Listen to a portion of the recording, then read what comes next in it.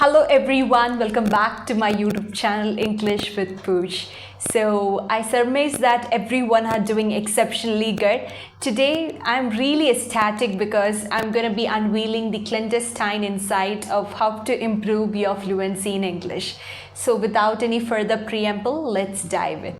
So the first ingredient that could be used to improve your fluency in English is do what you're interested in.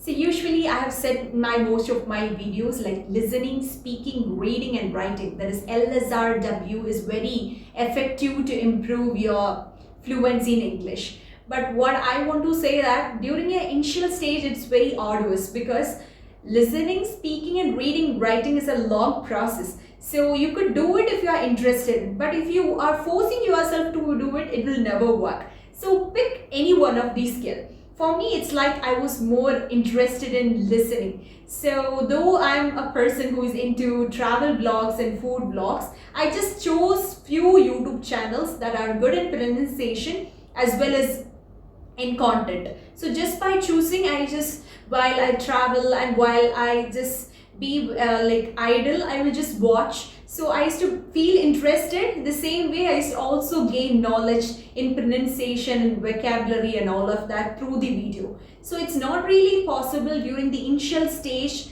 to scholar in all the four skills. So just choose one particular skill. It can be either speaking. If you want to speak, just speak to yourself. In your room, you can just take random topics and you can just try to speak like at least 10 words. Try to speak because there is no one around you. Try speaking. If you're more interested in reading, read at least one page. Start with one page and gradually increase the number. And then if you're interested in writing, start maintaining diary, like daily routine and daily, like what happened in that particular day. You can just maintain a journal. So likewise, it's if you find it so hard and forceful to do all the four skills, you just pick one and start with that, and you'll literally feel really ecstatic while you do that, and gradually you could find an improvement in your English too.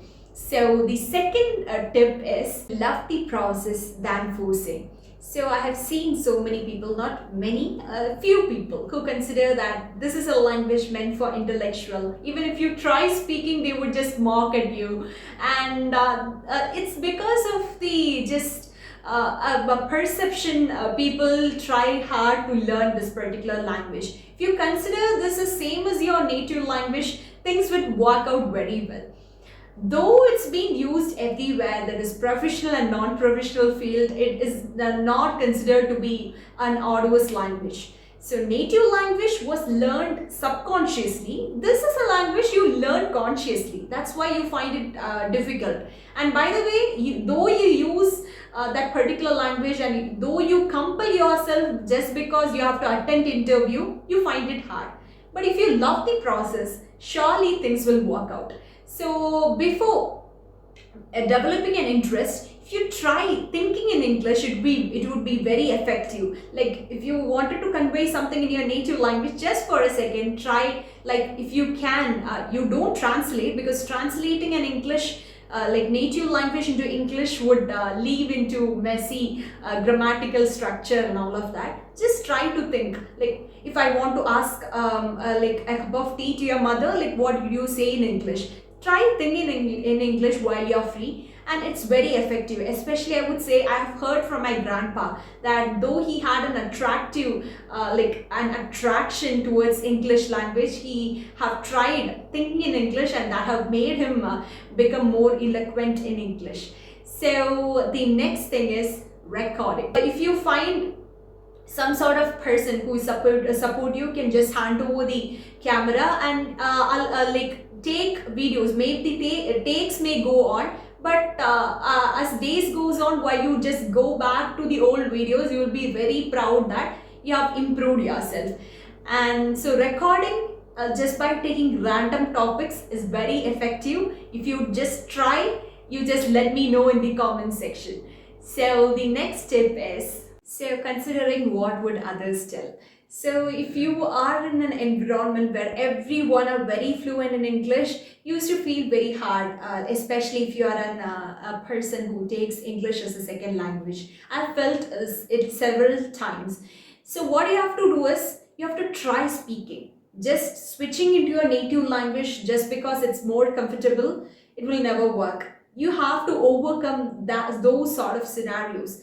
What's there? You just slip a word, that's it, right?